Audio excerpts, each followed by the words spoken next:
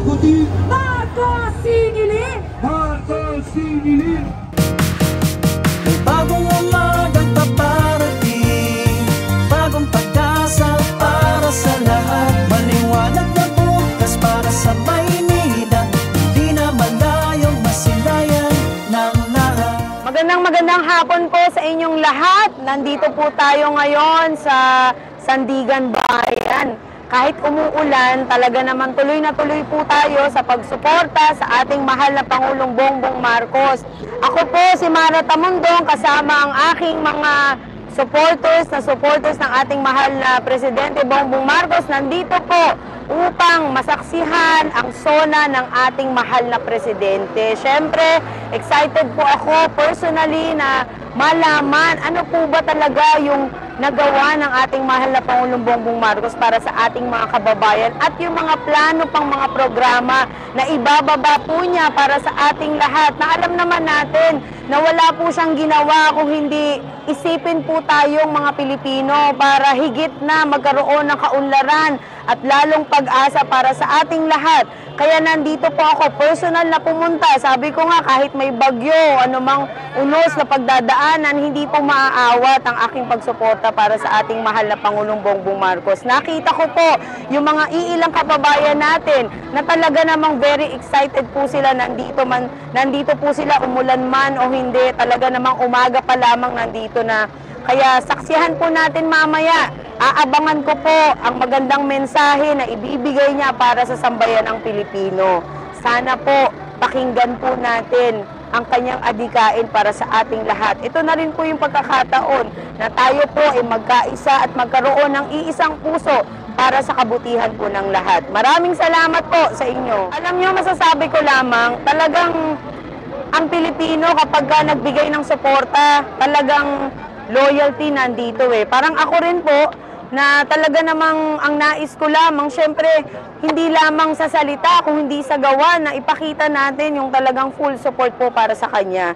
At nakita ko po na karamihan dito ay mga Marcos loyalists nung unang panahon pa, ng mga senior citizen, na talagang pinapakita pa rin nila kahit na sa kabila ng kanilang edad, ay nandito po para makinig sa sona ng ating mahal na Pangulong Bongbong Marcos. Wala daw po achievements na ginawa ang ating mahal na Pangulo. Ano po ang reaction po? Alam po ninyo, tignan po natin yung mga naibigay at yung mga patuloy na mga Pilipino na nakikita po yung kaunlaran natin, lalo na nag-ikot ang ating mahal na Presidente Bongbong Marcos sa mga probinsya para makapagbigay ng magandang mga kagamitan para sa kaunlaran din po at ikakabuhay ng mga Pilipino. Siyempre, natutuwa po ako na makita at proud ako na sabihin na hindi lamang po niya sinasabi kung hindi ginagawa pa niya talaga. Ma'am, ano na lang po mensahe niyo sa ating Presidente? Ang mensahe ko sa ating mahal na Pangulong Bongbong Marcos, keep up the good work at nandito po kami sa inyong likuran. Hindi po kami mawawala dahil ang adikain ninyong maganda para sa sambayan ng Pilipino ay talaga naman pong kahanga-hanga. Kaya nandito po kami para maibigay ang buong pagmamahal namin at asahan niyo po ang suporta namin sa lahat ng oras.